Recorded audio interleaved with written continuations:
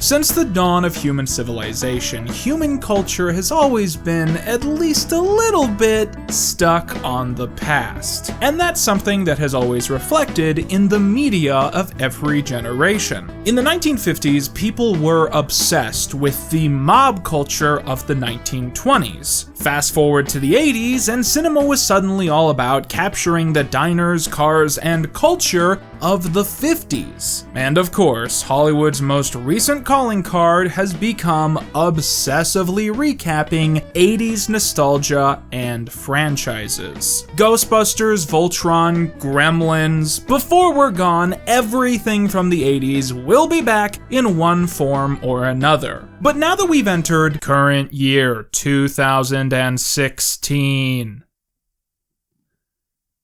it feels as if that nostalgia wave is finally catching up to the late 1990s and early 2000s, the very time where I was born and raised. And the biggest evidence to this is how various companies and studios are now promising, or perhaps threatening, to bring back those era-defining properties. This includes Nickelodeon, who are currently planning revivals of such classics as Hey Arnold, Rocko's Modern Life, and Rugrats, just to name a few. And one show that I really think deserves to be brought back more than any other is the Fairly Oddparents, a classic Nicktoon about a boy and his magical godparents, which was canceled in 2006 just as it felt like it was reaching its peak. I'm being facetious, of course, because the Fairly Oddparents is somehow still on the air in current year 2016. And it's terrible. Seeing a show you love go off the air just when it's getting good can be painful. But what's nearly as bad is watching that same show stumble forward when it's been on the cusp of life support for years now. I sometimes wonder if shows like The Simpsons would have been better if they had been canceled when they were great, put into hibernation for a decade or so, and then brought back with life and energy, rather than just being allowed to continue marching forward as a zombified imitation of its former self, meant to exist solely to satisfy a legacy time slot. And when it comes to shows stumbling past their prime, you can't get an example more on the nose than the Fairly Oddparents. It all started with the Immaculate Birth. That is, when the writing team introduced Poof, a baby fairy intended to flesh out the main cast. However, Poof quickly became so boring that it was like the writers forgot he was even there, and the animators were just sticking him in every episode for consistency. What's next? A talking dog with radical attitude? No, seriously, that's what they did next. I bark my dwarf, dwarf.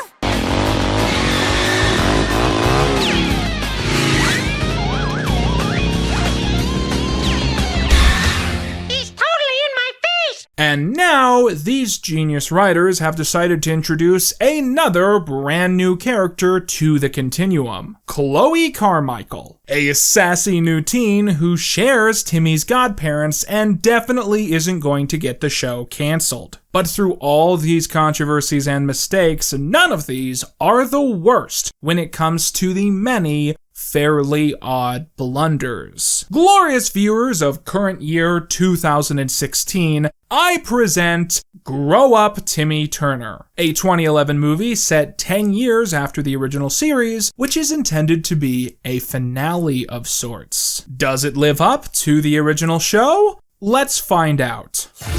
He's so cute when he sleeps. Our little angel. Shh, don't wake him up. Happy birthday, Timmy! Wanda? Cosmo? What are you guys, crazy? You're a grown man still wearing horsey pajamas and you're asking if we're crazy? Crazy with excitement! Happy 23rd birthday, Timmy Turner! Whoa! Thanks, guys. Go ahead, Poof. Give it to him. Thanks, Poof. So we open the film on the birthday party of our protagonist, Timmy Turner. Cosmo and Wanda reveal that a massive surprise is in store to celebrate 23 years of Tim Tim, as they have magicked up a ship of pirates that crashes into Timmy's bedroom so he can practice stabbing people in the ass. To the right, to the left, everything you own in the box to the left. Not even 5 minutes in, and already this film is so outrageous that it hardly feels real. And perhaps the biggest issue is the elephant in the room. Drake Bell, seen here playing an aged-up Timmy Turner. But perhaps aged up is a bit of a misnomer, because as the pirates are defeated and live-action Jorgen appears, we learn what's going on. In the original series, it was often stated that fairy godparents are meant to be gifted to children who have bitter lives and need that extra support. But when children grow too old, break the rules, or obtain happy lives, the fairies get taken away and the child's memories are wiped of their godparents. In fact, series antagonist Crocker was eventually given the tragic backstory that Cosmo and Wanda were once his fairy godparents, until his memories being wiped drove him insane. Anywho, in this film, we learn that Timmy, Cosmo, and Wanda eventually figured out a loophole of sorts. Da Rules apparently defines growing up in very specific terms. To meet these standards, a child must either grow up, move out of his family home, or fall in love. The only girl I've ever kissed was Tootie. It was 13 years ago, it was forced upon me, and I did not enjoy it. Look out! Anyway, she moved away and no one ever saw her again. So to recap, while in his 20s, Timmy still lives with his parents, maintains an emotional attachment to his childhood possessions, and doesn't have a love life. But that's all pretty standard. He is a millennial after all. The really weird thing that Timmy does to maintain his fairies is he has remained in elementary school. Yes, Timmy Turner is a 23-year-old in the 5th grade who hangs out with 10-year-olds all day, and the literal only person who thinks this is weird is Crocker. Riddle me this, class. How does a 23-year-old man still manage to stay in the 5th grade all these years? How does he do it? How is it even possible, Now, briefly ignoring that by these standards, there were numerous points in the original series where Timmy would have become an adult by these qualifications, is this really the natural progression of these characters? The idea of Timmy losing his fairies always came across like one of the most adult parts of the original series, because in many ways, that is what it feels like to grow up. There are people in your life and experiences you'll have that one day you have to let go of. And there is some part of the childhood experience that will always be hard to understand once you're an adult. And I guess you could argue that this would be the future that Tara Strong Timmy would imagine himself going on to have. And it's certainly in character with late stage episodes like Timmy's Secret Wish. But the really weird part to me is how Cosmo and Wanda just go along with it. In fact, they almost act like it was their idea in the first place. That feels totally detached from their characterization in the original show, or at least their characterization when the show was good. Also, the fairies in this interpretation are generally just weird. In writing, yes, but more importantly, in execution. In the original show, the characters had balance. The fairies were present in every moment and felt like an extension of that world. Cosmo and Wanda were as much people as everyone else in the show. But in this film, it's like the fairies were a last-minute addition. They're not given a lot of dialogue usually, so they mostly just fly around the screen stimming whenever no one is directly paying attention to them. A godchild loses his fairies when he grows up. Not me. He leaves home. Not me. Love. Well? Again. Not me. It gets really annoying really quickly and never feels connected to whatever else is going on. And if you take a drink every time Drake Bell is staring blankly into space at nothing in particular, you'll find yourself at an AA meeting by the first commercial break. When you do movies like this, you're supposed to supply aid to the actors to give them hints about the final production. You know, markers and balloons and that kind of thing. And if something goes wrong, you have the animation match the choices of the actors. And even if the implementation of these effects had been seamless, it wouldn't erase the fact that they're all just ghastly creatures. There's something to be said about the common yet delicate process of turning 2D characters into 3D models. Now, for many eras of animation, this can be pretty much seamless, as many art styles are designed to have that realistic feel. If you look at any Disney princess, it's pretty easy to imagine them spinning around in 360. But other animated stories have a very stylized look meant only to be seen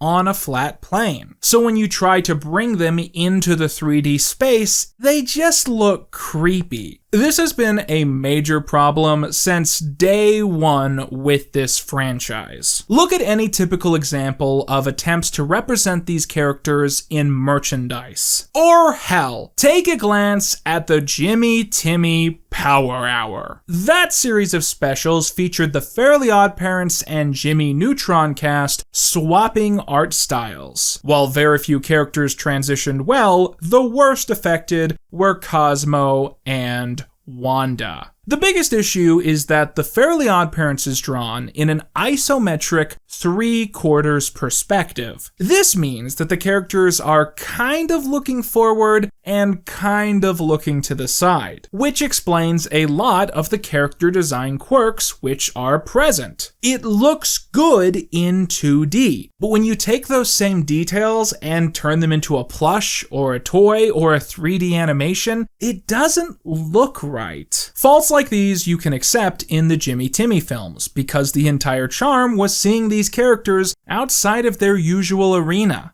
In this film, that excuse doesn't work. And it's made worse by how disturbingly realistic everyone's skin is. Something about the texture just throws me off. It reminds me of those weird postpartum depression dolls you see on Etsy. Not to mention all the weird details, like how Cosmo has this thin red outline around his mouth that makes him look like he has chapped lips or that he's wearing Joker makeup or something. Obviously, there is a way to depict 2D characters in the 3D plane without it feeling totally uncanny. Look at the Peanuts movie that came out last year, made by Blue Sky Studios. Characters here are animated with a non-literal sculpt, meant only to be seen from one angle. Of course, the Peanuts movie essentially invented entirely new technology to achieve this, but you can find a similar mentality to how the characters were depicted in the earliest Fairly Oddparents video games, which do a much better job of simulating these isometric designs in 3D. But on that note, if the live action and animated material are ultimately never going to be cohesive, why not just do what Ned's Declassified did and make Cosmo and Wanda 2D animated? Surely that would look much better than whatever the hell is going on here. Moving on to other subjects, if there's any silver lining to this film,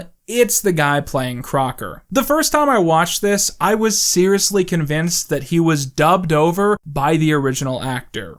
But no, he's just doing that solid of an impersonation. Although I do have to take some criticism at the film's failure to capture even the most basic elements of his character design. His ears go on his neck. Come on, people, it's basic anatomy. Jorgen and Timmy's dad are also perfectly achieved. In fact, Timmy's dad really is played by Darren Norris, who also voices the character. Also, weird aside, did you know that from the beginning of the ᴄᴜʀᴇᴛ cartoons and to this very day, Cosmo and Wanda have always had the same voice actors as Timmy's parents? That's the kind of fun fact that makes your head explode spontaneously.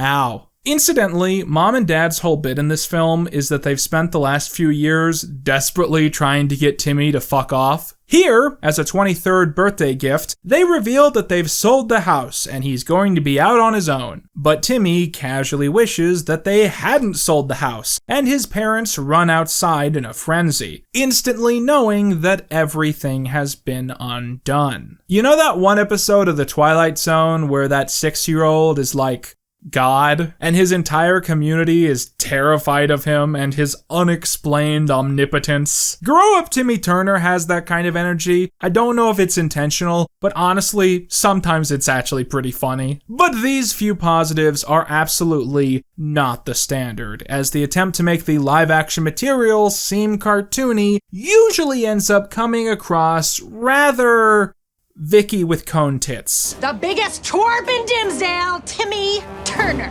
Ugh, icky Vicky. Someone had to plan this. Someone had to take out a piece of paper and write down Vicky pointy boobs. And that piece of paper had to go up through the chain of command. It had to go through an entire process of approval, and no one shot this one down. It's also worth talking about how creepy it feels whenever you actually see Drake Bell fraternizing with children. Crazy?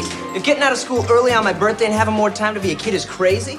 Well, then people strap me in a straitjacket. So Jorgen is trying to trick Timmy into becoming an adult through various means, and his first plan involves sneaking into the school with Cupid's arrow and shooting Timmy with it. However, he accidentally shoots another kid by mistake, who falls in love with the school mascot. But can we just stop here for a moment and question, what Jorgen's plan actually was? Jorgen was going to shoot a grown man with Cupid's arrow while he was surrounded exclusively by children. This could have ended very badly. But apparently Tommy doesn't need to be coerced with Cupid's arrows because he sees one woman in town doing that slow motion my pants are about to fall down and I don't have a belt walk, and he decides to stalk her through town to get her attention. This leads him to the town park, where we witness a press conference being hosted by a business mogul named Hugh J. Magnate, who has just bought the park so it can be converted into what I gather to be an oil hotel? Ladies and gentlemen, ever since Daddy slapped a shovel in my little hand, I have been looking for fuel to run our everyday lives. And so, when my high-tech thermal satellites detected a massive, untapped, combustible resource field under the city, I decided to come here, to Dimsdale, and see for myself. Now, I don't know if it's obvious, but this character, the main bad guy of the movie, is actually inspired by Biff Tannen from Back to the Future Part 2, who was in turn inspired by Donald Trump. Let's say China. The Magnate Power Oil Well Hotel to be built on the site of this grotty, stinky, yucky, pokey little park. It will produce 1,000 gigawatts of filthy, yet reasonably affordable energy, and provide decent room service. Yeah, that's Trump. That's Trump right there. That's our man. You know, it is so frustrating how many bad guys in movies end up being weirdly veiled parodies of Donald Trump. But maybe it only bothers me because I am so exhausted from his campaign trail. I tell ya, after Hillary wins in November, I hope we never hear from this guy again. Also at the Unite the Right rally are Chester and AJ, who... Just watch. Look who it is, Mr. Never Grew Up Timmy Turner. He's checking us out. Just like the ladies? Yeah, that's right, Timmy T. Looks like AJ is all grown up and styling in a brand new Argyle sweater. And me, professional security expert, fighting crime with my smarty melon and multiple keys on a retractable wire. So the implication of this scene, if you'll excuse the pun, is that Chester and AJ are secretly super jelly of Tommy, and that they're upset that he got to stay in the 5th grade for over a decade while they became boring adults. But in reality, I tend to feel bad for people I know who got held back one time. So a situation like this would play out a little bit less like that and more like...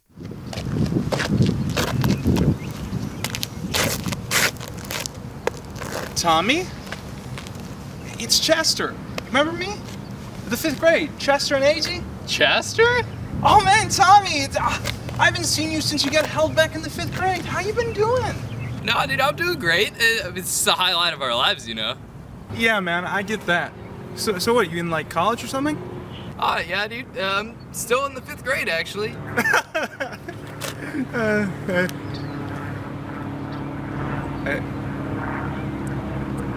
Are you serious? My days are great. They're so easy. I just get to prank Crocker all day, hang out with 10-year-old girls, we play dodgeball, I buy them ice cream. Dude, it's so cool.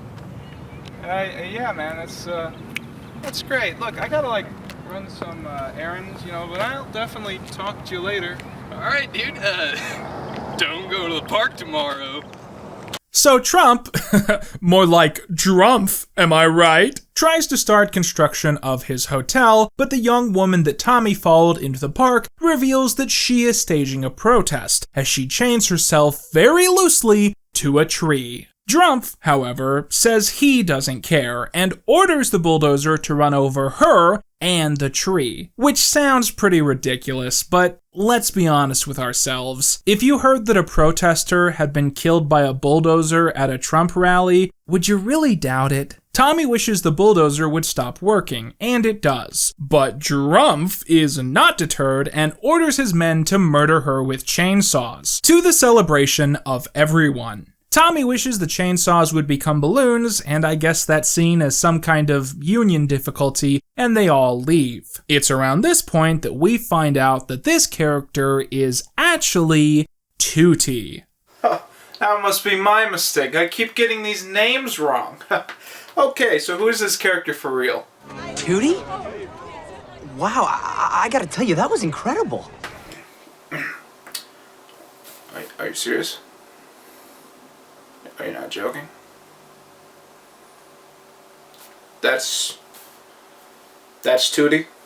This is fine. Tommy and Tootsie speak again in person and really hit it off, but Tommy runs away when he remembers he can't fall in love. Meanwhile, Trump and Ivanka are mulling over how their press conference didn't go to plan, like how their bulldozer broke down and some chainsaws turned into balloons. Typical acts of God, always mysteriously disrupting the lives of billionaires. Soon, Trump is contacted by a mysterious ally with a distorted voice, who soon reveals himself to be Crocker.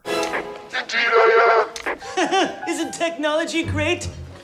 Now, I kind of get what they were going for here. When you have a simple show that mostly revolves around the dull status quo of a select set of characters, one of the easiest ways to do an event episode is simply to dash in a new sense of stakes. When I was a kid, the SpongeBob movie really hooked me in this way. You see, Plankton started off as this gag villain, trying to steal a veggie burger recipe to no avail, only for him to then become a serious threat when he took over Bikini Bottom in the film. My years of investment felt paid off, and it also seemed like the stakes had never been so high. But if you're going to go for this, it's best to use the pre-existing mechanics of the world we already know. It works a whole lot less, for instance, when you introduce an entirely new bad guy with less clearly defined motivations and then treat him as the big threat of the special while still presenting him as an absolute buffoon. Hell, if you still want to do the basic plot of this special, why not switch out this loser with Doug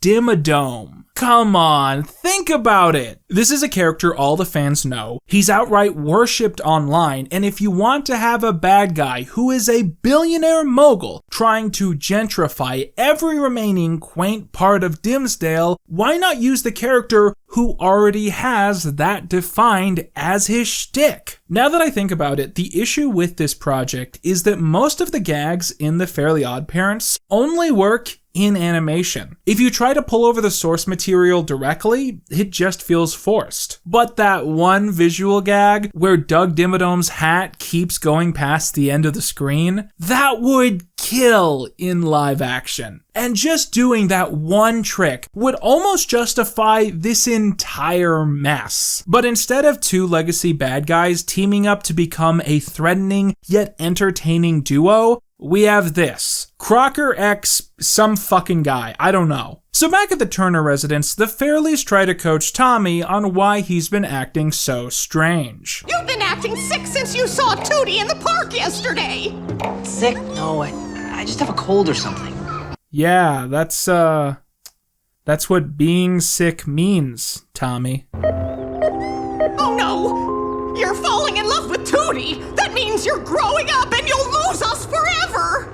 Uh-oh. That wasn't in the script. Drake Bell shit himself on set, and that was his organic reaction. The Fairlies deduce that Tommy's love meter has grown, meaning he's one step closer to falling in love and moving out of his parents' house, which means that he would have to give up Reddit or something. I don't know, I haven't really been paying a lot of attention. Tootsie soon arrives to see Tommy, causing his parents to shower her with praise and rice, hoping to exorcise him from their house. We'll give you money! Livestock! Raisins! Through the power of hormones, Tootsie convinces Tommy to go on a date with her, and as they ride on a bicycle built for two, Chester and AJ mock them from a distance. This is definitely one of the details in this film that I like the least. When I was a kid, my all-time favorite detail of the Fairly Oddparents was how these three guys would stick together. There were so many episodes that were all about friendship and how important these guys were to Tommy. And it just feels hollow to throw all that away for the sake of some jokes about how Chester and AJ wish that they were in the 5th grade at age 23. It's just strange to me that by trying to make these characters more goofy and generic for this format, they've made the animated stories with these same characters feel much more grounded and fully realized. Meanwhile, at Drumpf Tower, Crocker and Trump are planning a device that will allow Cox to capture the Fairlies, with Crocker already having explained their existence and magical powers. They also made out for a bit as well, so I think they've definitely bonded by this point in the movie. Stake University deduces that once they steal the Fairlies, the only way to bring Tommy to them is to capture Tootsie as well. Now that I think about it, I don't actually know why they need Tommy, but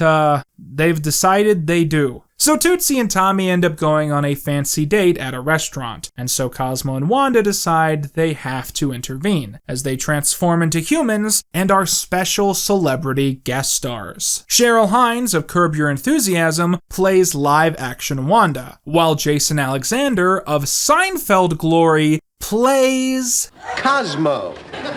Hey, fun fact, did you know that Cheryl Hines is married to Robert F. Kennedy Jr.? Yeah, I didn't know RFK had a son either. It says here on his Wikipedia page that he is the president of the board of Waterkeeper Alliance, which is a nonprofit focused on preserving water resources around the planet. He's got a radio show, he wrote some kids' books. It says here he is, quote, an avid whitewater rafter. And yeah, that all seems pretty cool. I'll have to keep an eye on what he gets up to in the next few years. What are you guys doing?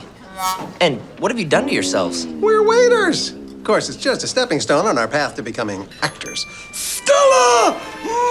Everything about this part of the movie feels wrong. It's like they made this bit for the trailers or something. Cosmo and Wanda don't look right, they don't act right. I mean, for God's sakes, this scene looks like it's out of the Hunger Games. Cosmos and Wanda are there to sabotage the date so Tommy won't fall in love and thus won't grow up. To do this, they pour spaghetti all over Tootsie, a totally normal godparent thing to do. I mean, for God's sake, this is how I was baptized. I come from a family of Italian Catholics. This right here is the strangest part of the film to me, and it really speaks to the degradation of the Fairly Oddparents brand that we've now seen stretch out over the course of the last decade of television. When the series started, the main recurring theme was that while Cosmo and Wanda were magical buddies who could grant wishes, they were also his surrogate parents to some extent. I mean, they are literally his godparents. They're the parents Timmy has when his biological parents are away. And while Timmy's actual mom and dad were dysfunctional, erratic, and distant, Cosmo and Wanda were intended to be somewhat more idyllic, to be compassionate and thoughtful to both Timmy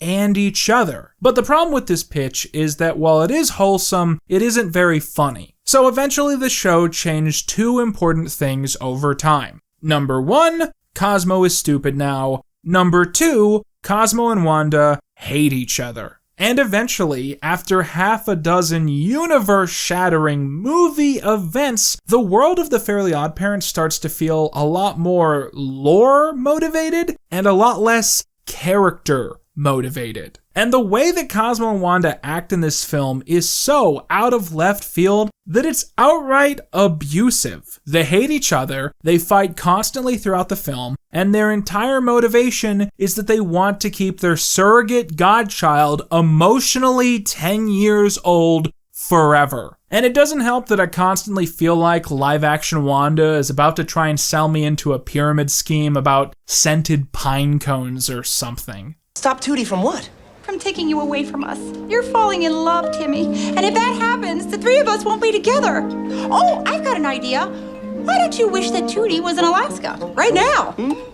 No. Also, you want to know a funny story? Well, I'll tell you anyways. While making this video, I made a list of original series characters who appear in this movie. I forgot to put Timmy and Tootie on that list, and the reason is that these two have absolutely nothing to do with their original characters. Timmy is supposed to be a lot of things. Neurotic, controlling, sentimental, deadpan, a conster, a slacker, a little gremlin with buck teeth, and the filmmakers went, pink, got it. Tootie, I think you can defend a little bit. In the original series, she's the young child of the family, always running to avoid the abuse of her sister, and of course, she has her long-standing crush on Timmy. In this film, she's been away for a decade, she's an environmentalist, she's acrobatic, she loves animals, I guess. But at the very least, it seems very true to her character that after becoming a successful and beautiful woman, the first thing she wants to do in her hometown is impress Timmy, despite him being a literal man-child whose closest friends haven't learned about negative numbers yet. And sure, you can argue that there are scenes where Tootie seems misdirected or over-expressive, but you have to keep in mind, it is not easy to apply a Shakespearean performance to a character named after the act of breaking wind. Oh, I almost forgot about the most important part of this scene.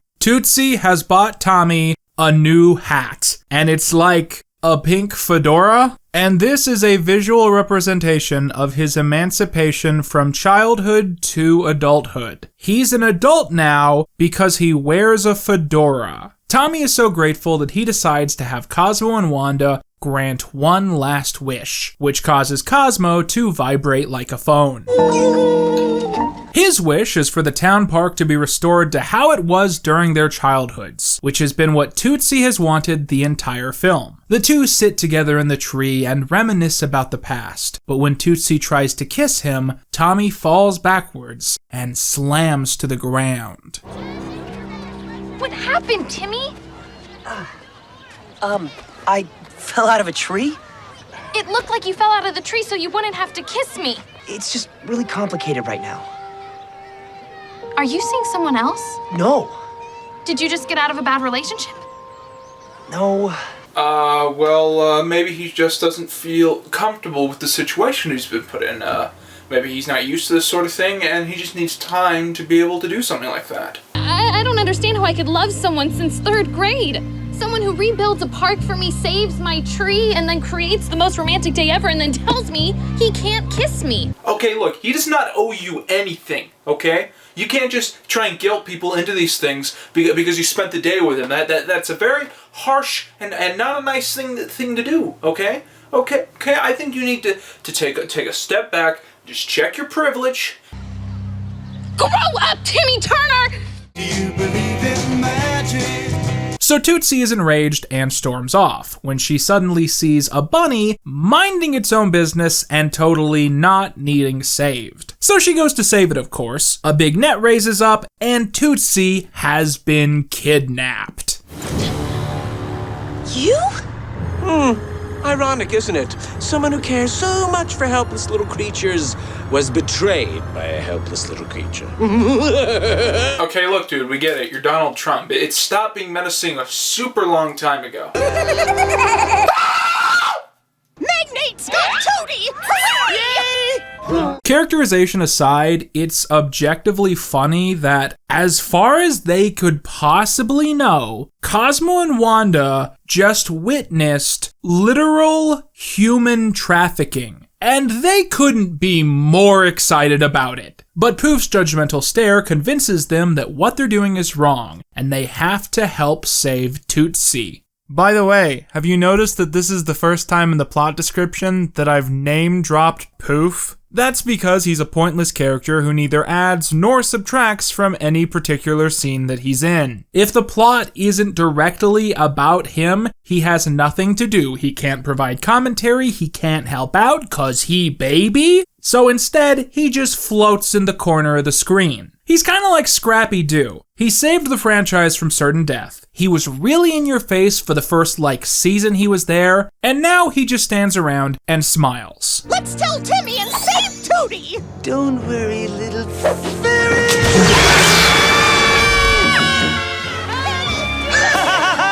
You know what? I take it back. This new Ghostbusters reboot doesn't look half bad. So Tommy's friends from school run to tell him that Tootsie has been human trafficked, and he soon also learns that his Fairlies are in distress. Thus, he has to find a way to save everybody, and the only logical option is for him to steal a motorcycle and then wreck it for absolutely no reason. Also along the way, he knocks a pizza into Vicky, causing her to run after him, and then Jorgen shoots a love arrow and it misses Tommy and shoots Vicky, so now Vicky's in love with Jorgen, and scene. So Trump and Crocker take Tootsie Pop into the secret underground lair, which is like if Marilyn Manson designed a McDonald's play place. Trump wishes for a ball pit, and I figure you have to have magic powers to get one of those, because I haven't seen one since I was 4 and there was that big pink eye scare. I've seen a lot of empty ball pits, but why would you go in an empty ball pit? It's just a hole with a tarp over it. Anyways, Trump wishes the ball pit was never ending and that Crocker would fall in, and we see him whisked away into the ball's vortex. And there goes the best part of the film. So Tommy knows that there are only 2 people in Dimsdale who can possibly help rescue Tootsie and his Fairlies: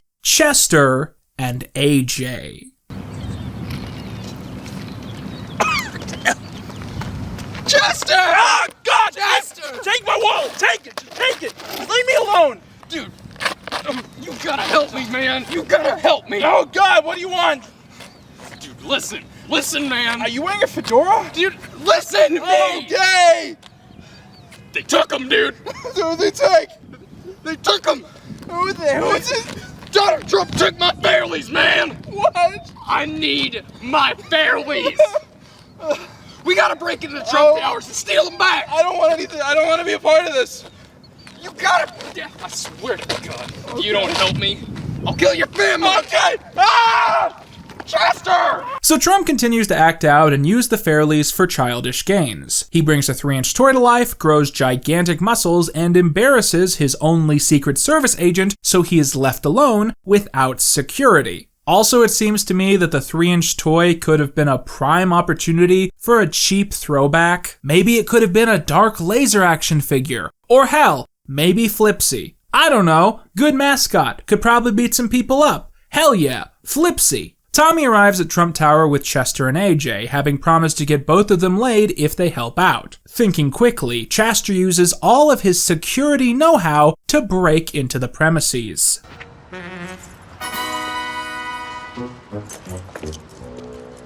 Huh, you'd think it would have been easier than that. Finally, this movie can start to heat up for the final conclusion. AJ, Chester, and Timmy back together at last. What an unstoppable team. AJ with his brilliance, Chester with his ingenuity, and Timmy with his willingness to do what's right. Oh yeah. Separated for years, but friendship never dies. Let's do this. This is going to be epic. I just want you guys to know I really appreciate how much you guys... Good luck, Timmy! You still owe us girlfriends!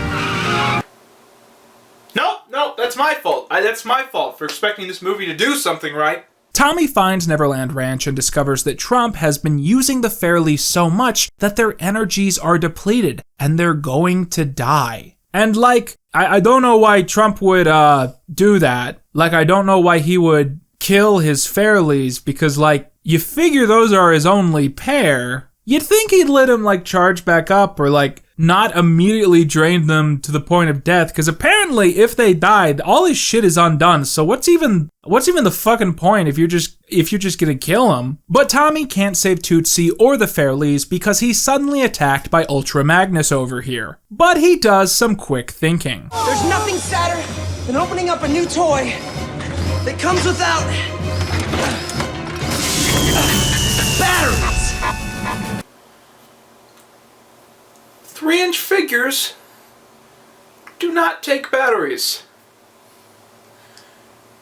I feel like you should know this. It's then that Tommy and Tootsie are confronted by Trump, who prepares to use the last of the Fairlies' power to blow them both away. But Tommy professes that he has fallen in love with Tootsie, and he kisses her. And now that he's kissed a girl, that means he's become an adult. Except, no. No, it does not! The standards this movie uses to judge when you start being an adult is just bonkers. Realistically, Tommy isn't actually in love with this girl. He's enamored with the superficial aspects he's gleamed about her over the last few days. It is, at best, infatuation. And that is not something that only adults do. Hell, it's one of Timmy's most consistent running characteristics in the original show. Oh, so having a crush makes you grown up? Having a job makes you grown up? Hell, the only one of these three things that Tommy hadn't done in the original cartoon is move out of his parents' house. What? So living with your parents makes you a kid? Hey, fuck you, the economy's hard, okay? So the Fairlies disappear now that Tommy has become an adult. Trump goes crazy and is put away, which is the fucking least believable part of the movie, and Ivanka takes over the company. But as Jorgen passes by, still being chased by Vicky, he reveals that he has a big announcement. So it turns out the Fairlies are like Santa Claus in that they're always watching you, and the Fairly Council was so impressed by Tommy saving their worlds once again that they have enacted a special resolution allowing him and only him to keep his memories and Cosmo and Wanda, but only as long as he uses their powers exclusively for charitable goals. And thus, Timmy learns the true lesson of the film, to never grow up and to always live with your parental figures. I'm sure after this he also begins to consider how he's going to support himself when he's got a 4th-grade education, no discernible talents, and he can only use his fairies for charitable goals. Is there some sort of political hack in there where he can still make a profit while doing charitable things? Who knows? I'm sure there is. I'm sure this will do with the rest of his life. I also want to point out that this film essentially makes it that one of the greatest episodes in the show's history is now certainly not canon. Just want to point out that we traded in Alec Baldwin for Drake Bell. An interesting choice, but I feel like it might work out in the long term. So with the rest of their lives set out before them, Poof suddenly prepares to deliver his first words. Finally! His first words! Yo, man, this gonna be so cool, man. We're gonna be bumping, man, trying to help the boys out. You know how we do it. You feel me, dog? I don't know, man. Is this racist? Is this woke? Is it funny? Is it stupid? Is it Shakespeare? Is it Mel Brooks? I have no idea. Please free me from this hell of my own design. So Tommy begins his new life as a proud 4th grade graduate at 23 years old, living in a van with his girlfriend and his godparents. But hey, like I said, economy is fucking rough. The group fly off towards the camera like the end of Back to the Future, and we learn that Chester and AJ got laid after all. After that, in a brief stinger, we see that Crocker has also survived, setting up a potential sequel. So that was Grow Up Timmy Turner. And I can see what they were going for. They wanted to recreate the original product while continuing it with a new twist. And in some ways I can really respect that idea. But let's be fair, let's be 100% truthful here. There are Fairly Oddparents porn parodies that capture the spirit of the original show more accurately. The weirdest thing about this film to me is that most of the main credited contributors have some history with the show. Butch Hartman co-wrote the script alongside Scott Fellows, who wrote a significant amount of the show's golden era and is the creator of Ned's Declassified School Survival Guide, one of my all-time favorite shows from when I was a kid. There is no boogeyman to blame the depiction of the franchise on with this movie. But I'm going to blame Drake Bell anyways, because I feel like you can never go wrong blaming Drake Bell. Jokes aside, Grow Up Timmy Turner is such a weird film because the concept itself just doesn't hold together as a premise. If you had to write and direct a live-action Fairly Oddparents movie set 13 years later starring Drake Bell as a Billy Madison-style 23-year-old in the 5th grade, could you make a great film? Well, sure you could, but not while keeping it PG-13. You only get one F-bomb, people. I'm putting it when he falls out of the tree. And sure, maybe if it had been different, if you changed some things, if you had all the characters be in high school, or if you put more emphasis on the coming-of-age themes, maybe it would have worked a little bit. But personally, I like to take the Zach Baggins approach. Sometimes, when something is truly cursed, it doesn't need diagnosed. It needs demolished. You can tell that a lot of effort went into this movie, and I respect that. But it steers so off course that it is an insult to the medium of storytelling. Hell, it is insulting to humanity. I personally want a written apology etched upon stone and put in the town square of every town in America. And this is ultimately just a sad situation, where without a better script, more clear direction, a different cast, and an entirely different concept for a film, what you have here is a bad movie. Movie bad. Movie not good. Well, there's one good thing to take out of this film, and that is that, honestly, it's the lowest point we can go to. I mean, by comparison, everything that's made after this has to be the greatest thing ever, right? Yeah, I'm sure I'll never regret saying that sentence.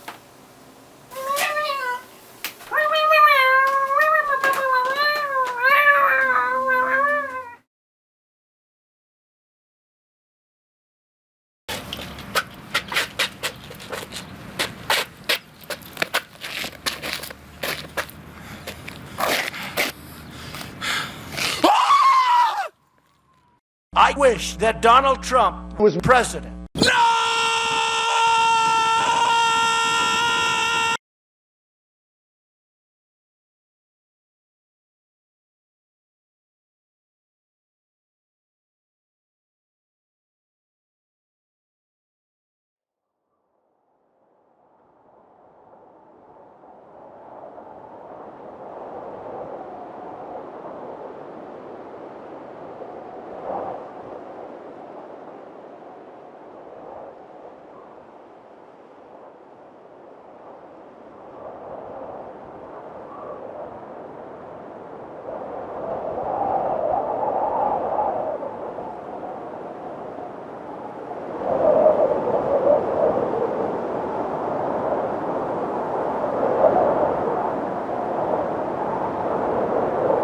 Diabetes.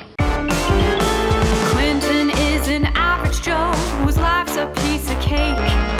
Reusing this intro cause it took some time to make. Down the hall into his room he starts ranting instantly. But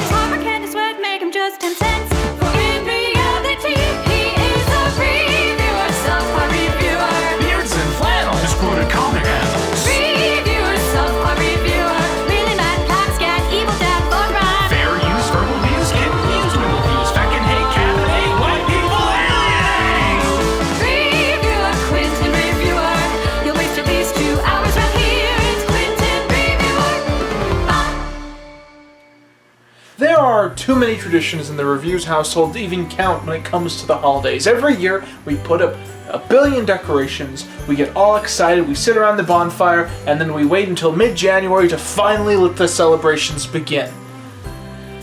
But my favorite thing of all to do is to look back into my own past and to find something that I feel like really represents the core of the holiday, not just of Christmas itself, but of what I love about the world and humanity. So I figured a good starting place was Drake Bell. About 7 months ago, I reviewed Grow Up Timmy Turner, a 2011 direct-to-television film based on the early 2000s hit program, The Fairly Oddparents. It's become one of my all-time favorite videos, and more importantly, it's one of my most popular, with over 40,000 views. And so it's no surprise that the sequel film, A Fairly Odd Christmas, is one of my most requested video topics in current year, 2017. With some even going as far as to promise me a viewing experience much worse than the original film. And for me, that's always been a little hard to imagine. Whenever I review something, no matter how much I hate watching it or how many bitter words I spew out during the review, by the time I'm done editing the video, I've usually gained some kind of respect for it, as if I've formed a personal relationship with this piece of media, and I get kind of defensive about it. Grow Up Timmy Turner is an exception to this. I dislike it to the point that I pull extreme personal satisfaction from knowing that I will never have to watch it ever again. And the sequel? It's worse? How could it possibly be worse? Spoilers, it's not. But before we go any further, remember to go down below and hit that subscribe button. We're trying to get to 100,000 subscribers by the end of current year 2017. And I am announcing a brand new subscriber goal to go along with that. If we can pull this off, then I will make a review of the third Timmy Turner movie, A Fairly Odd Summer. But I will only do this if we reach 100,000 subscribers. So if you want to see the full trilogy, make sure you go down and you hit that subscribe button. Also, I first watched this movie back in December when me and a bunch of my friends had a Christmas party. So if you occasionally hear random people making live commentary, that's where that's from. With that, let's get into this. We open on the North Pole and at the most festive time of the year, the period just before the holidays. We see the Christmas elves gathered around their leader, Santa Claus, who, it must be said, is looking pretty trim. Although I guess that's pretty consistent with some of his earlier depictions in this universe. Santa declares that it is time to bring out the nice list. A list of every good person in the world alongside what they want for Christmas. But with this must also come the naughty list, which is brought out by the elf from Bad Santa, aka Tony Cox. He's looking kind of pissed off, but to be fair, you'd be grumpy too if you were the only elf who looks like a fully grown adult. Think about how awkward date nights must be for that guy. The ceremony is completed, but just as Santa begins to study the good list, something goes wrong. What's going on? Who gave Albert his piano? Who gave Jane her cooking set? Who's messing with my Christmas?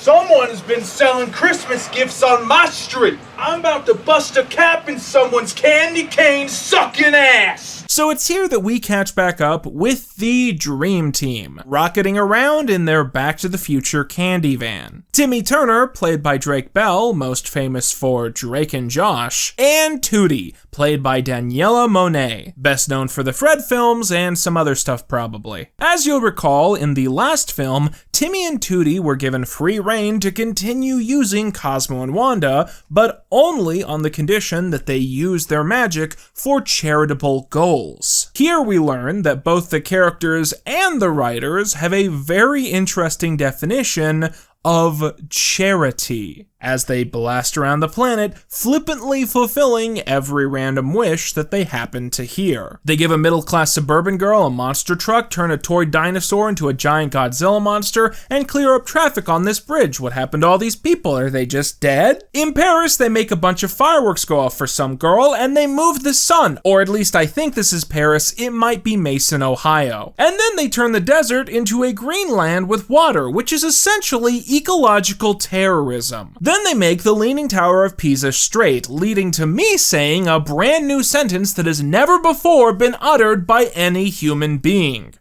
Remember when Superman 3 did this better? Most notably, they gift an impoverished kid a real-life unicorn, which is easily the most charitable thing in the sequence because it means her family now has meat for the winter. And on top of this, they grant the wish of 2 thieves for them to instantly have all of the loot they wanted to steal. Whoever they were, they sure were happy. We find out that in just that morning alone, the group have granted 486,500 wishes, which is almost 600,000 wishes today. And apparently this is their definition of charity work. Just blindly Indiana Jonesing your way around the planet and answering any wish that you hear. I wish I was watching a better movie.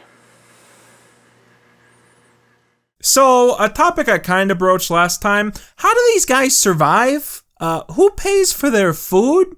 Where do they get gas for the van? With their magic running low, the group lower the van into Dimsdale, where they make indirect contact with the best character in these films, Crocker. The Earth is broken from its orbit and we are hurtling towards the sun. But this is the work of Timmy Turner and his Fairly Oddparents! Alright, so that's still not funny, but other than that, I still think that Crocker's pretty good in this. There's so many moments in this sequence alone that I find to be oddly charming. Like, there's a beat where it seems like they're setting up a really lame joke. You know what I say about Christmas? Bah handbag! But then the punchline actually got to me in a very classic Fairly Oddparents kind of way. That's because every year growing up, all Mother ever gave me for Christmas were women's handbags. She always knew I'd give them back to her. Crocker complains that Christmas is terrible, as all he ever seems to get is piles and piles of coal. The kids tell him that he must be on the naughty list, but ironically, Crocker doesn't believe in any mysticism surrounding Christmas. Ridiculous! Everyone knows there's no such thing as the North Pole, or polar bears! Nearby, Tootsie and Tommy are just kinda hanging out when they happen to run into... You're in big trouble, Timmy Turner! That's not the title of the movie. So these are 2 of Santa's elves from the start of the movie. You know what? I'm not even gonna try and learn their names. The guy elf is wearing some kind of festive fedora, which I guess must mean he's an especially grown-up Christmas elf. And it's here that we learn a pretty big reveal in terms of this film's lore. That elves and fairies have pretty poor relations. Lousy, stinking fairies! Dirty, rotten elves! It turns out that for hundreds of years, fairies and elves have been having a full-out race war, and both groups are equally happy to pull out a spiteful epitaph. Also, have the fairies just forgotten that they're not supposed to be out in the open? Was the franchise just not doing that anymore by this point? And what do you know, Crocker blatantly sees the elves and the Fairlies battling in the street, and he schemes to sneak aboard their adventure. Also, he bites the head off of a gingerbread man, foreshadowing. So soon, Tommy and the Tommyettes arrive at the North Pole in their flying ᴄᴜʀᴇᴛ, where the Fairlies and the elves continue to fight. What happened? This is supposed to be a time of peace and love. They know what they did to us. What we did! What did they do? I kind of want to know. What could they possibly have done? I feel like there's an answer, but I feel like it's not the answer they could say in a kid's movie. Crocker appears from under the car, suffering from frostbite, when he's attacked by a totally real polar bear. Yeah, I bet they had to borrow that from a zoo, probably needed a trainer too. That's crazy. Eventually, Crocker does make his way into Santa's workshop. Ooh, time to use my patented Crocker blend-in technique. Yoink! So we find out that Santa is upset because Tommy has been doing such a bad job of giving people gifts that they're starting to disappear from his nice list. Because of this, Santa is starting to feel kind of useless and put aside. They don't need me. Their names are disappearing from my nice list. The specials in the latter run of the Fairly Oddparents are weird because they're all written like they might have some kind of real-world parallel or grander message, but nope, they don't. But as you know, with great power, and magical fairies do fall into that category, comes great responsibility. Why'd you quote Spider-Man? That doesn't seem especially relevant. It's funny because an elf is beating a child due to a deeply seated racial bias. This part of the movie is chock full of stuff that you probably shouldn't think about too long because of the implication. Your ears look a little dull. Looks like we have to sharpen them. So Santa is trying to give Tommy a long talk about how he just can't flippantly fulfill every random wish that he happens to hear. But they get interrupted when one of the factory machines clogs up and Santa has to fix it. Santa says that he wishes production could go more smoothly, and Tommy says, hey, that sounds like a random wish I should flippantly fulfill. But what Tommy doesn't know is that elf buildings are designed to reflect any fairy magic, and this causes Cosmo's wand to send out a concentrated jolt which bounces around the room, knocking into everything and causing havoc. Oh my god, that bear just took someone out. And you could have it all.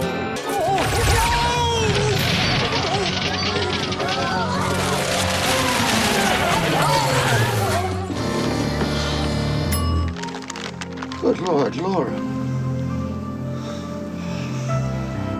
Laura Palmer. Santa Claus, are you hurt? Santa Claus? Who's Santa Claus? I'm the Easter Bunny. Do you think this is the first thing that pops up on this guy's IMDb page? Oh, it gets worse, guys. I think those are rabbit trappings. Ha! Santa shit on the floor! Classic! So yeah, Santa's crazy now, so it looks like we'll have to hold off on that long talk for at least half an hour. And without Santa to control the North Pole, the entire complex starts shutting down. Jorgen appears and gives Tommy a Christmas present. It's the rules, which is the same thing he got Tommy for his birthday. What a piece of shit. I came here to inform you that you are, once again, in deep trouble. That's still not the title of the movie. So it turns out Da Rules, for some reason, has jurisdiction over non-fairy superstition. And that according to Da Rules, if a godchild does away with a holiday icon, the godchild in question must assume the responsibilities of that icon until such time as the icon is able to perform again. Okay, Jorgen. In English, please. No, that's pretty clear. So they get Santa's hat and put it on Timmy, and for a while, it seems like everything is going smoothly enough. Until it's revealed that Timmy can't be Santa because he's also on the naughty list. And the only way to correct this is to go to that grumpy elf from the start of the movie and convince him to take Timmy's name off of the list. Or you could have someone kill Timmy and then they would be Santa. Then Crocker shows up and says he also wants to come along, and everyone's like, yeah, sure, okay, you can be in the movie, I guess, whatever. And so they begin their great perilous trek to find Elmer the Elder Elf to have Timmy removed from the bad list so he can take his rightful place as God Emperor of the North Pole. Oh, I wish you could wish for directions, but my wand is useless as Cosmo's invisibility helmet. Wanda, I'm right here. She can't see me. How come most of the things in this movie come across as improved, but the 3D effects honestly come across as much worse? They don't look like they were rendered for a movie, they look like they were rendered for a PS2 game. Ah, you're so short you couldn't kick a flea's knees. Burn! It's like the fairies themselves are written by a different group of people. So the group face their very first daunting challenge on this quest, using a candy cane to go ziplining. Whoa, they busted out the GoPro on this one. That's how you know the movie's got budget. What's the worst that could happen? Tootie! Oh, well, better them than me.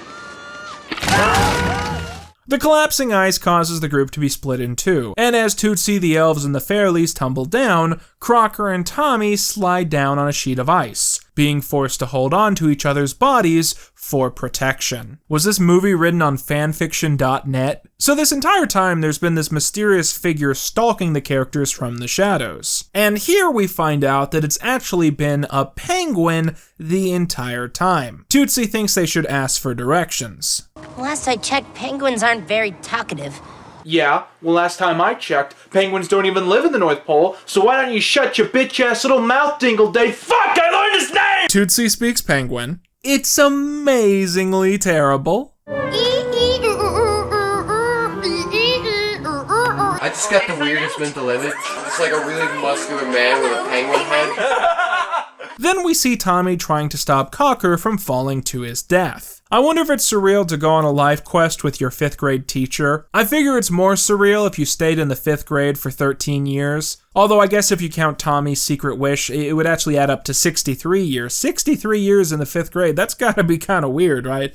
Anyways, the obvious punchline is that the cliff is just a small embankment. Solid gag. Oh, it's been this cold since Mother locked me in the meat freezer. She said it was an accident. The way this movie writes Crocker is so weird, but oddly charming, because it's like they forgot that he's evil. This entire movie, he's just been chilling, hanging out, venting about his childhood trauma. I am ready for a redemption Crocker art, damn it. Let's just have it. So Crocker and Tommy find a tribe of friendly gingerbread men who offer assistance in their quest. But this diplomacy is put on hold when... I couldn't live here without my very bestest ginger friends. Ginger Ed, Ginger Ned, and of course, Ginger Jed. He's eating me!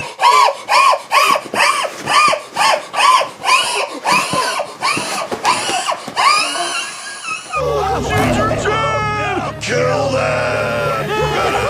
So all the gingerbread men want to kill them now. I'm gonna be straight, this movie's great now, I love it a lot. So the two teams catch up with each other and the elves and fairies team up to hit the gingerbread men with so much snow that they retreat in fear. Proving that the two groups, once opposed, are able to come together and form a more concentrated and direct line of genophobia. But time is running out, as Santa being gone from his throne creates an anti-holiday gloom that spreads all over the world and makes everyone sad and unmotivated, with a disjointed disappointment in everything that they're supposed to enjoy. Oh, so it's kind of like how I feel. All the time. So eventually, Tommy and crew manage to find themselves in the lair of Elmer the Elf, which is decorated like Mason, Ohio. But once there, they find it very difficult to convince him of their cause. I see all, I know all, and for centuries I have decided who's naughty and who's nice. Sometimes I even decide who's just downright annoying. That's what happened to Chloe. Tommy learns that he is on the naughty list for flippantly fulfilling every random wish he happens to hear without pause for the consequence of his decisions. It turns out that the unicorn girl has been stuck in the air ever since we last saw her. The girl with the monster truck has been doing just about everything you're supposed to do with a monster truck. Not Godzilla is destroying Tokyo, you know. That one was obvious. And the criminals who Tommy helped rob that place, they still have all that stuff. Good for them. They didn't even take it out of the boxes. They're using that shit for furniture. Trying to show off you knocked out Santa and endangered Christmas for billions of people. It was an accident. Was it, Timmy? Yes. No, it was more me being stupid than an accident. That's kind of what an accident is. Here's a little pearl of wisdom for you. With magical powers come... I know, great responsibility. And so, Timmy learns a valuable lesson. But I didn't learn shit. What could I possibly have learned from that?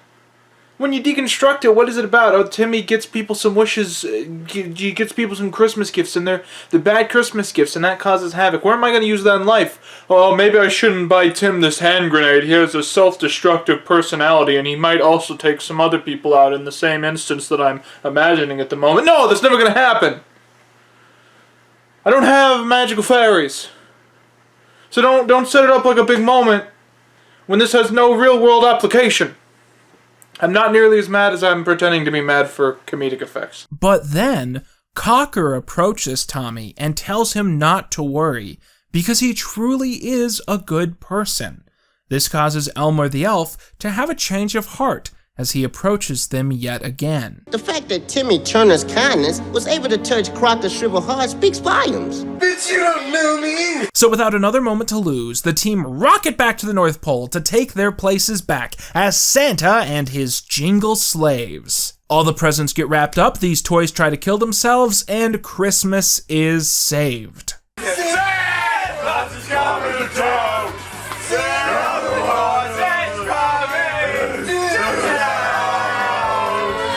The gang weld Santa's sleigh to their flying candy van and fly over the suburbs, throwing gifts to the houses below, because that's how that works, at least according to Rankin Bass movies. The next day, Santa is back to normal, and everyone celebrates the success of their mission. Crocker flirts with an elf played by a natural child, and it turns out that 2,000 years of racial discrimination was caused by a simple misunderstanding. Also, they didn't fix any of the fucking problems from the start of the film. That girl on the unicorn, she's gonna die. I liked this. I don't need your permission to like something. When I look back at all the bad films I've had to watch so far as of current year 2017, this film doesn't remind me of any of them. It barely even reminds me of the first film. It's certainly nowhere near as surreal or offensive. If there's anything that this movie actually reminds me of, it's probably The Legend of Frosty the Snowman, which I looked at way back in my second film review. Don't get me wrong, it barely feels like The Fairly Oddparents, and it's not great. But it kind of just reminded me of all the odd, goofy Christmas films that I used to love watching as a kid.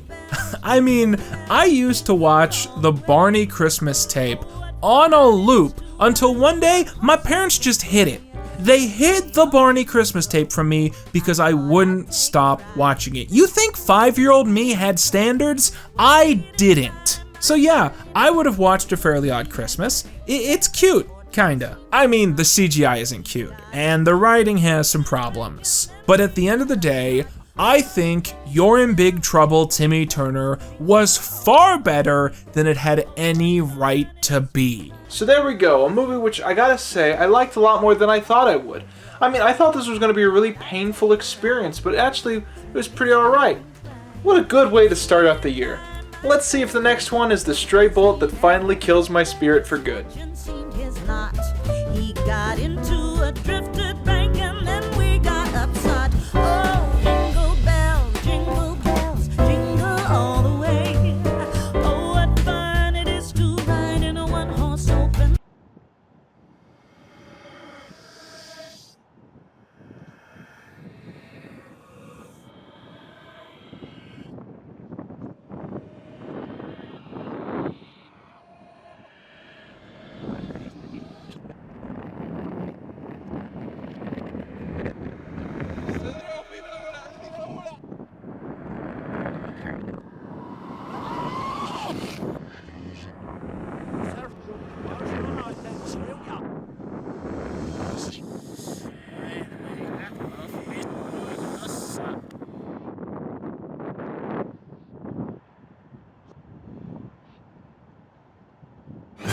Jess! Jess, it's me, Tommy! No, that's impossible.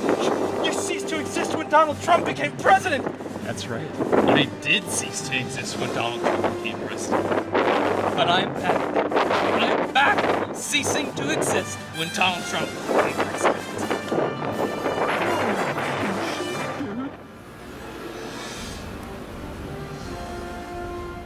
Chester! Chester! Chester! Chester! What? You just like play. Dude, you should put that in the pooper. It's just like a blank screen, but the audio, and it's just like, what?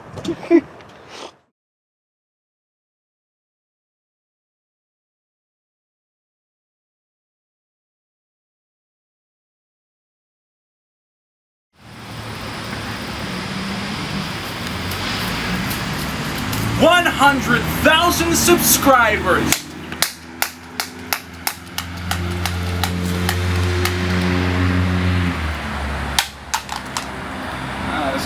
bitch to clean up. Now, in my last video, you could say I was pretty heavily pessimistic at the suggestion of someone beating the system and really persevering to be a success. Every success on YouTube is a fluke. To be a little more optimistic, I thought we could stop and watch the first video that I ever created for the Quinton Reviews YouTube series. For context, I was 15 or 16 when I made this. Hello, There he is. my name is Quinton Kaine. Oh, yeah, say the full name. You gotta get that branding out. This is a little series I've been thinking about doing for a long time now, called Quinton Reviews. Quinton Reviews, there it goes. I've been thinking about doing this for a long time, but I Have never you? really had the driving force or the reason to do it. What made me want to do a review series then? Just this little obscure television program called No, don't. Don't do it.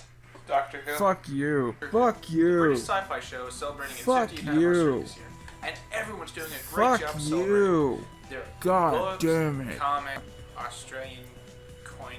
Shut up. Like I said, there's been a lot of stuff, and everyone's just been doing a fantastic job of celebrating. Fuck me. Oh, it's the worst. It really is. TV show, ironically. That. Shut up. During this series, I'm going to take a deep look at Doctor Who. Are you?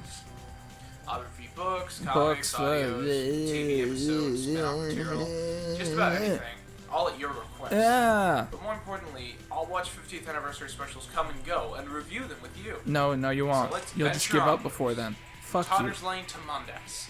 From Peladon Oh, to shut Saga. up. I want to die. The point I was trying to make in showing you that truly unwatchable clip is that person, that socially unacceptable ball of grease, he managed to get more than 100,000 subscribers on his YouTube channel, the same series that he introduced in that terrible, terrible little clip. He somehow managed to go from 140 subscribers to 140,000 subscribers in just under a year. Can you imagine that? If someone like that can manage to succeed on this website, to not only get popular enough, but good enough to continue making videos, if that person can do it, I don't think there's anything stopping any of you from doing it much better. Anyways, I'm gonna review the third Timmy Turner movie now. I hope everyone's alright with that. Quinton is an average Joe whose life's just not the same. Money, fame, and power means he can't really complain.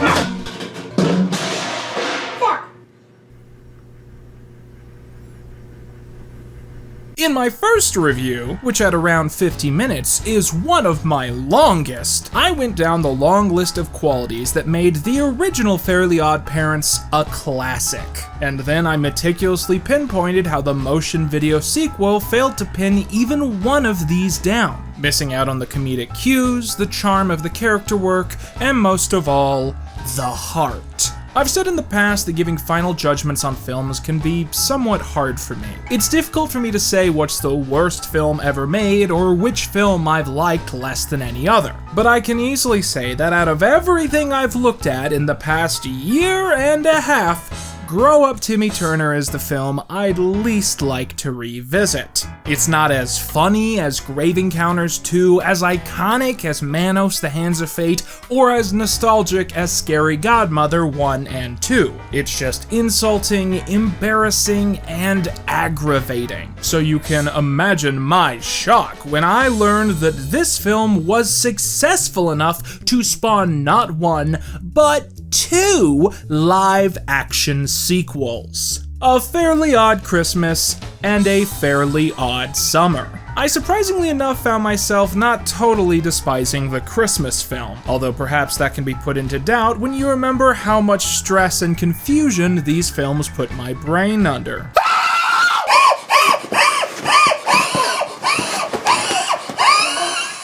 Now, there's one element of the last film that I've kind of figured out since I reviewed it. In A Fairly Odd Christmas, there's this running joke where everyone keeps telling Timmy that with great power comes great responsibility.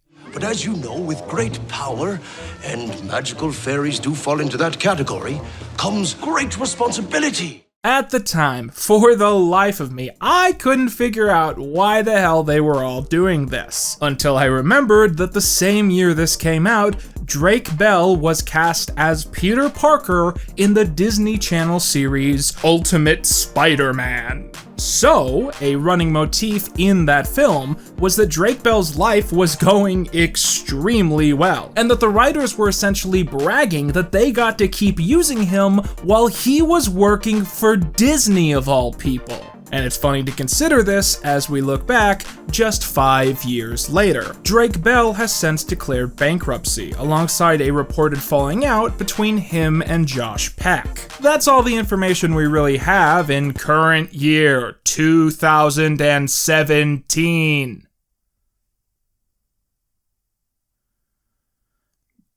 But it does represent a big change for his career and lifestyle, which might explain some of the weirder parts of the following film. There does come a point where I feel kind of awkward talking about these films. I think there's a limit to how many times you can make a video about how you don't like something before you start coming across like an obsessed egomaniac. Do I really want my life to devolve to a point where I get stuck in a groove, discussing the same faces and controversies over and over again just to maintain some kind of relevancy?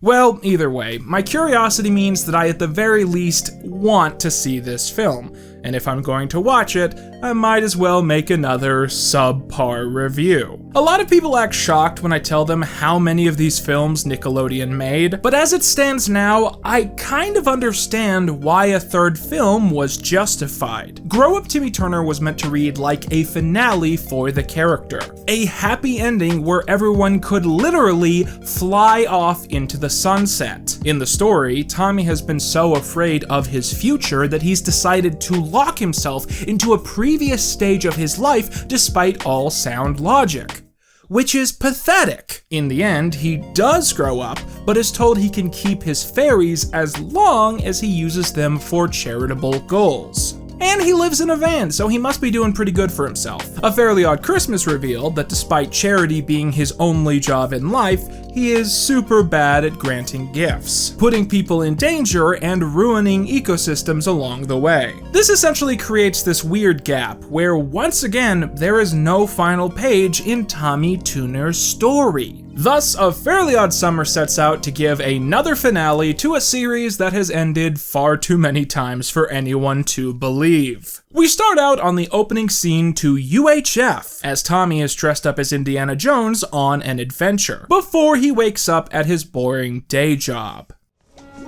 And I'm sitting here because... Jordan gave you a summer job because you're grown up now, and we all agreed that you should work for a living, remember? Oh yeah, I have a job. Oh god, I just can't believe we're here right now.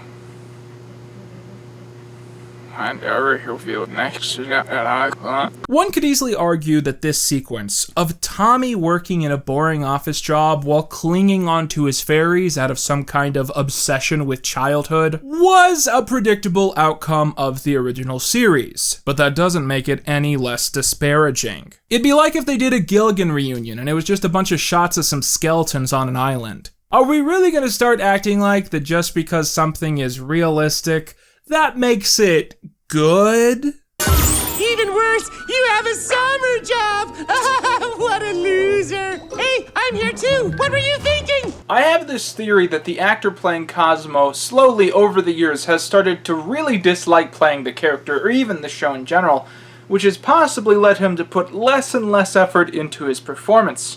That or he's aged so much that he legitimately doesn't know how to pull off the Cosmo voice anymore. He's now slipping into this weird falsetto hum which just doesn't sound like he's trying, and it barely fits the character at all. Of course I'm okay! I'm Cosmo! Oh no. So Tommy has only taken this job because he wants to impress his girlfriend. Tootsie.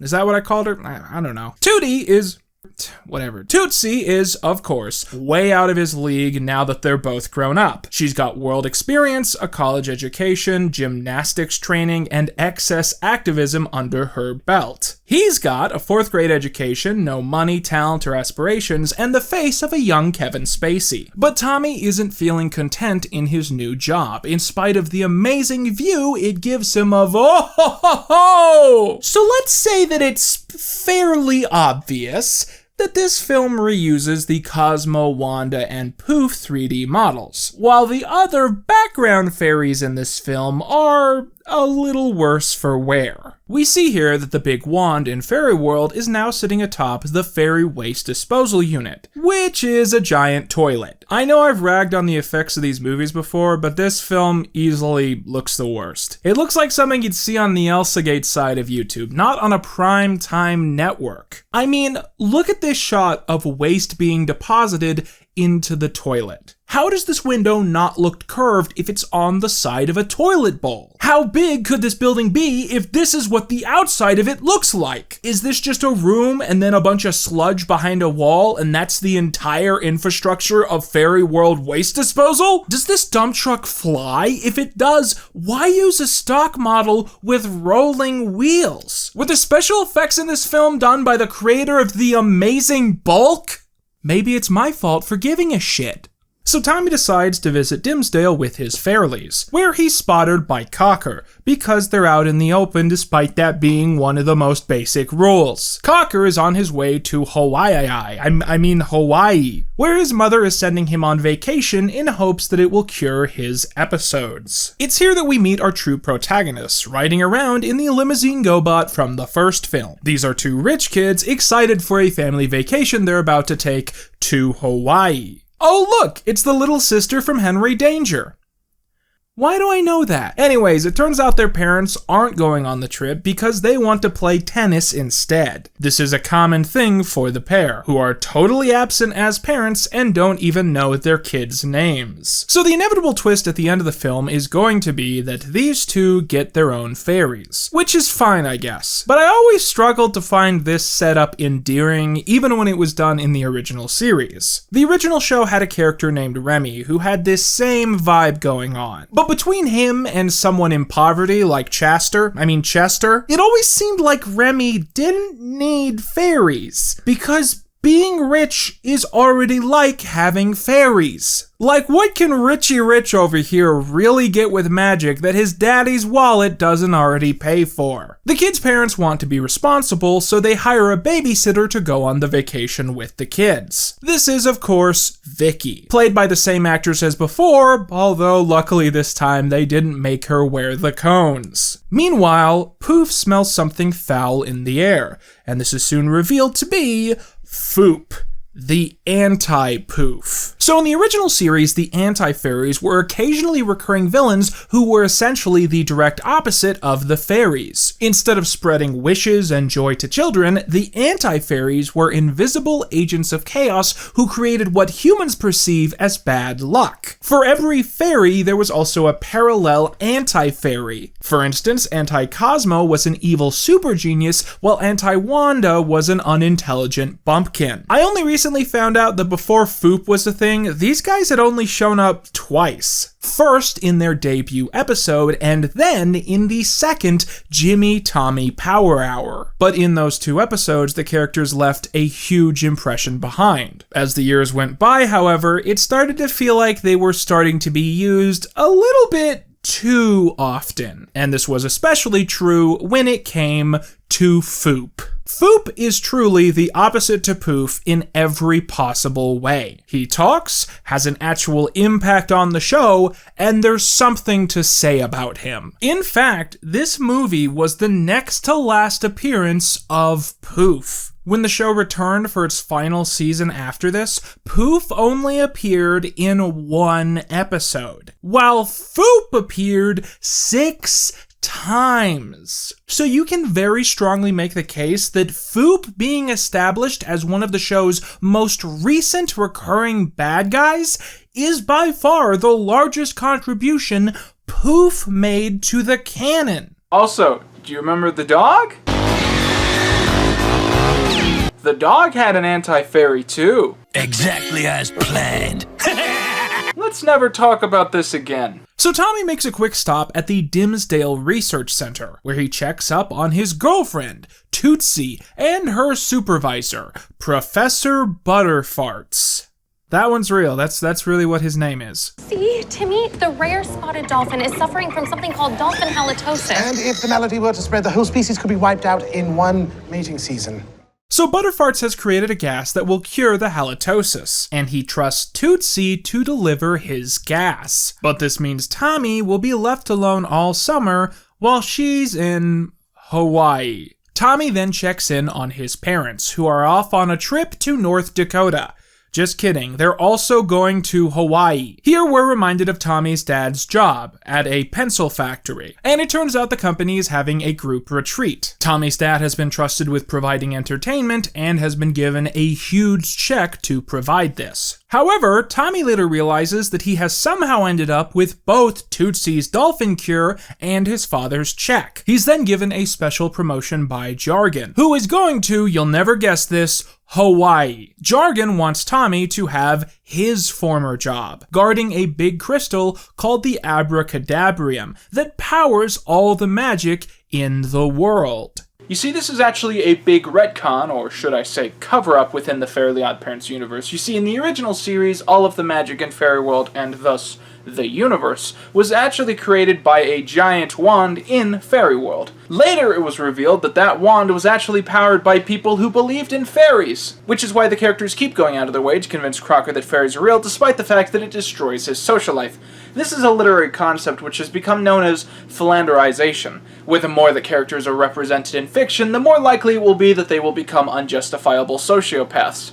And if you really tick me off, I'm gonna run you down with my car. Actually, the Abracadabrium is specifically stated to power the big wand, and Tommy finds out it's possible to remove the Abracadabrium for a short period of time without affecting the magic across the universe. This way, he can still go to Hawaii while taking care of this great power and his responsibilities. But secretly, he is stalked there by Foop, who wants to steal the Abracadabrium lest he be tortured by the Anti-Fairy Council. In Hawaii, we see everyone arrive. Crocker meets up with the support group suggested by his mother, who all suffer from defensive obsession disorder, or DOD. Hey!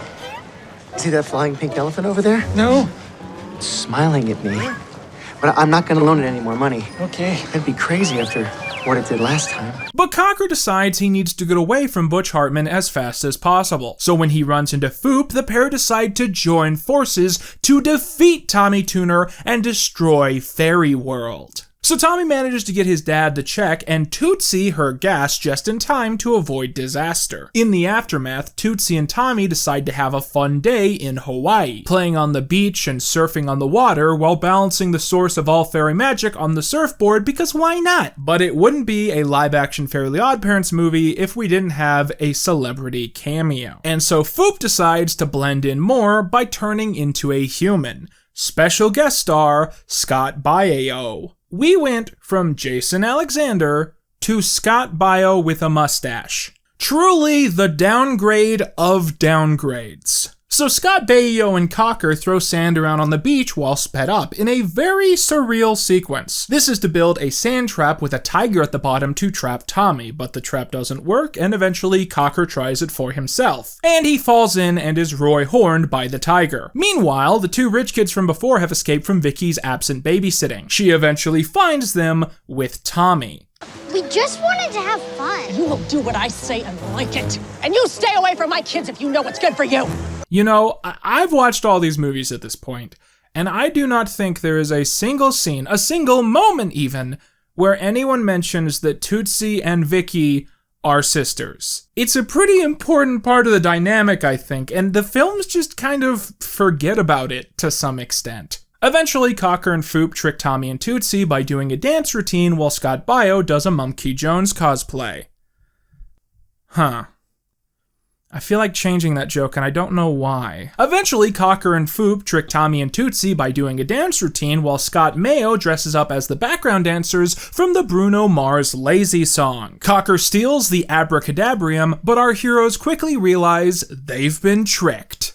You lost the source of all magic in the universe! So the group begins searching for the bag so Jorgen doesn't rip their heads off. Tootsie teams up with the two kids while Cosmo and Wanda get fridged. Literally. And Tommy just wanders around. So much of this movie feels borderline improvised around the main stars, just dicking around on the beach. It's funny to imagine Drake Bell just kind of going around and refusing to take direction and just being an uncontrollable force that was doing whatever he wanted. Me, Drake Bell, done shooting movie. Me, Drake Bell, want sit down. Me, Drake Bell, see woman? Tootsie and the kids rent a pedal car and chase after Crocker and Poof, who are driving around in a giant pineapple. This is either the worst or the greatest chase scene of all time. Poof and Crocker get to a volcano, and Crocker tries to throw the Abracadabrium into the lava, but the Facebook Live reaction emojis convince him not to. No, I won't destroy this magical substance for you or for anyone else. I was wrong to want to destroy every fairy in the universe.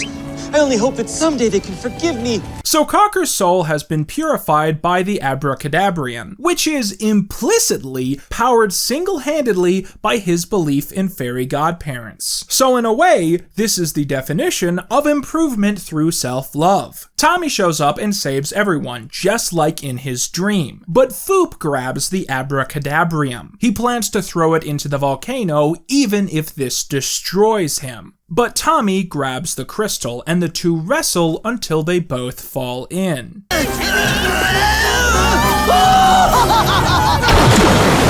And you could have it all. He sacrificed everything, just for the sake of his friends.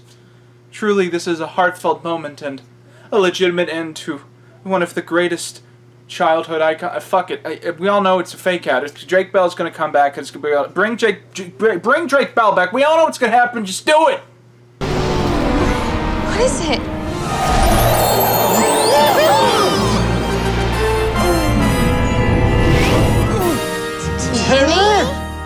Whoa! How'd I do that? Bitch, say what? So Tommy has now been resurrected as a fairy, and he's now voiced again by Tara Strong. Okay. And he has returned to having the body of a child, but with wings. That's it. I quit. No, I'm done. Fuck you. Fuck you. And as a matter of fact, thank you very much. I deserve better, and you know it. I like to imagine that they wrote this part because Drake Bell went mysteriously missing halfway through production of the movie and they didn't have an ending. May I have this dance, Tootie? This is gonna take some getting used to. What? Being a pedophile? Because that's what you are now. Look at this, look at this. Tootsie keeps saying she's so excited this has happened, but look at her face. That's the face of someone who just got punked. That's the face of someone who just got tricked into dating a child, just got tricked into being a pedophile. Look at that weak smile. The horror's reached her brain and she's trying to stop it from reaching her face. Oh, my boyfriend may look 10 years old, but he's actually a 25-year-old who was turned into a magical being who just looks 10 years old. Yeah, babe, I'm sure the judge is totally gonna buy that excuse. Well, at least the movie can't get any more disturbing. Guess what, Vicky? Mom and Dad say you can be our nanny for as long as we want. This isn't funny. So Cosmo and Wanda become the godparents of the two Richie Rich kids. The fairies get all their magic back, Foop is poured into the weird toilet building in Fairy World, and everyone dances into the night as Poof says goodbye to the audience. Although not in the voice of Randy Jackson, because I guess they decided that was too much. Is that the line, Nickelodeon? Is that the line you don't cross twice?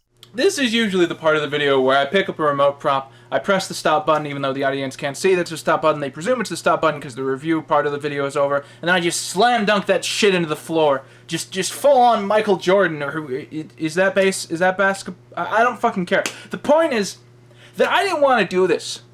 Okay, I didn't want to have to sit here At no point has every human being, no human has ever woken up one day and been like, do you know what I want to do today? I want to watch the third Timmy Turner movie. I want to watch the Timmy Turner live-action Fairly Oddparents movie starring Drake Bell that's set in the summer and has the poof in it. That's what I feel like doing. No! I did this because you wanted me to do it. It's what you wanted. But do you care what I think? Do you care what I have to say? You could ask anyone about this goddamn movie. They wouldn't even have to see it. They could tell you what to say about it. Ugh. Why do I ask my goddamn cat about the stupid movie? Ask your friends about the movie. Ask your parents about the movie. Why do we ask Jamis about that movie, considering he's been hiding behind that door for 6 fucking weeks like I wouldn't have fucking noticed? If you don't come out right now, I'm gonna come in there and ruin your entrance! Tis I, Jamis! That's not true. That's impossible. Yes, Robo. When last we met, we were trapped in the back of a police vehicle. A rapist police vehicle. I don't think it was a police vehicle. Yeah, I remember. I was there. And then you weren't. Well, yeah, because he didn't really put both of my handcuffs on, so when he stopped the car, I just kind of got out. Continuity. Ooh, for you, Robo. It's been merely several months. But for me, it's been several months, and I've spent the decades searching for the artifacts of Orbulon across time and space to clear my criminal record. Uh-huh. So far, I've only found the orb, which I already had, I think. But with this orb, indeed, there's so many merciless things I can do to you. I can hit you in the toes with it. That'll really hurt. I might break one. I can hit you in the knees with it. You ever had a bruised knee before? That shit hurts. I can hit you in the head with it. This is a circle. It's got one flat. It's not an orb. It would hurt though. You ever been hit in the head with a sphere? Don't laugh. I've got these scissors. Not only do they cut paper and fabric well, but they also cut the fabric of time and space. I swear it. That's how I got you. That's how I got in the room. I cut through dimensions to get here. That's what I did. That's what I did to find you! You know how many toddlers have been killed with a bag? So maybe you don't fear for your life, but what if I wreck your shit? Look at all this shit! This is like hundreds of dollars DVDs! What if I broke them? What if I broke them? What if I broke something? Who's this? Who's this? What are these? React! Say something to me! Say something! Ah! It all makes sense now. I get it! I understand! I get it! It's all a joke and John just wasn't invited! Ah! Ah! With every death I become stronger! If you leave right now, I'll give you this DVD. Fuck yeah.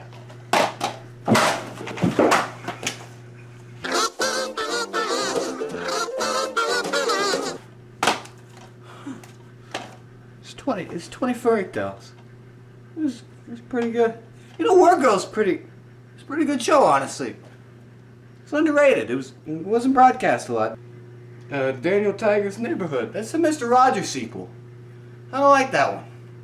Wildcats are alright too. So you know that Lamar Burton was it was in Stargate? Leave.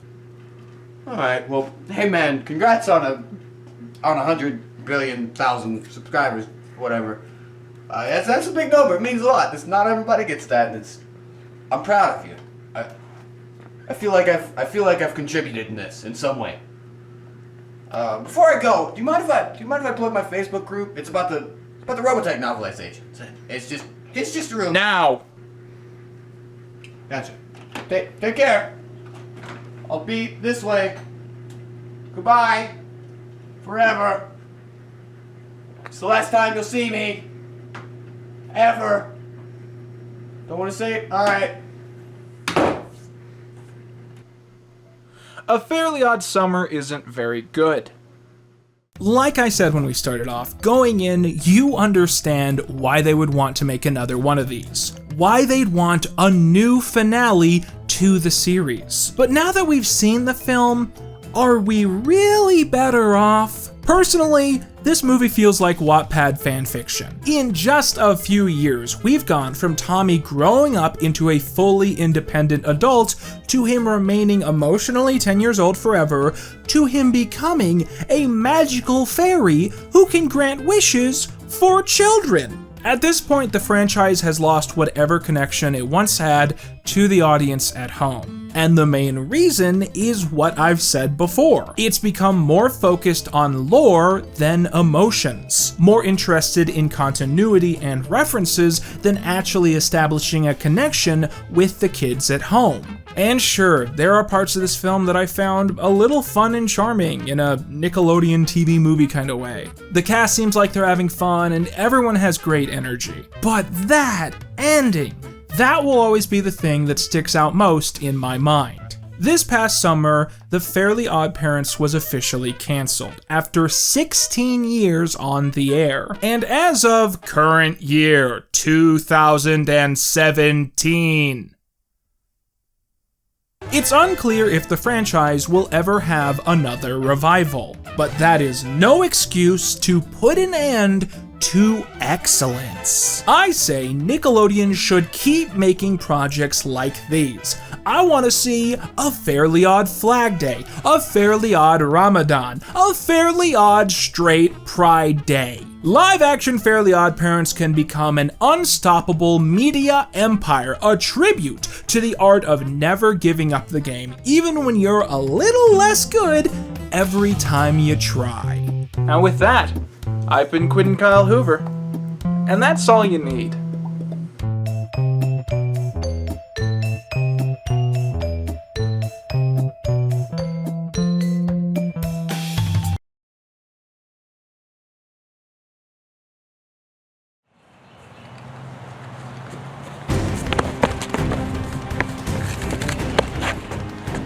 Earth 9 is lined up. What?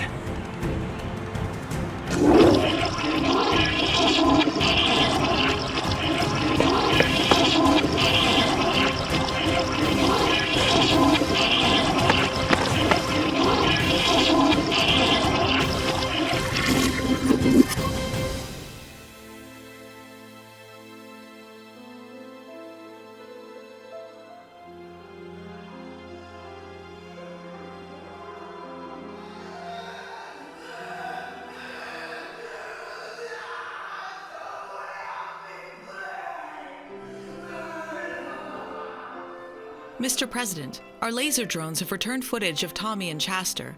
It seems their portal was corrupted somehow. Our team thinks that something went wrong with his slide machine's cortex crystals. Wow. I didn't know that. I just, you're telling me now for the first time. He led an amazing life. What else can you say? He was an amazing boy, Tommy, whether you agree or not. And, you know, those cortex crystals, I tell you, they get you. They really do. You know, I know all about the cortex crystals. We've got the best crystals here. You know, you get the bootleg ones from down south, and, you know, your portals, they're gonna fail. 11 times out of 10, every time, guaranteed, they are gonna fail.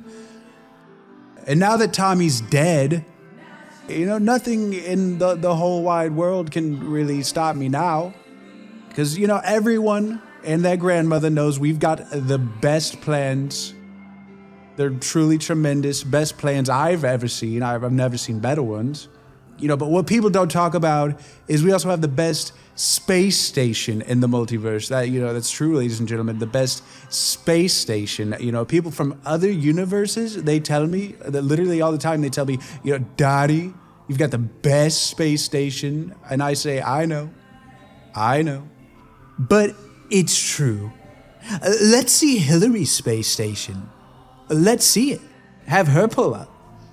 And I say there is such a thing as a clean burning multiplication man. Yes, there is. But sir, even if his portal technology has failed, there's still a chance that he survived. He could still be out there in some random universe. It doesn't matter. You know, the young Tommy is a fool if he even thinks that he has enough time to stop my plans in current year, 2019.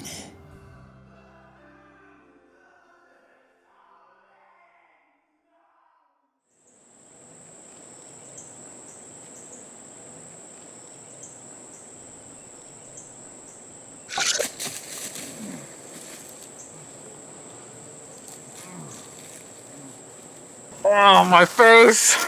My beautiful face. I'm scarred for life. Chester? Chester!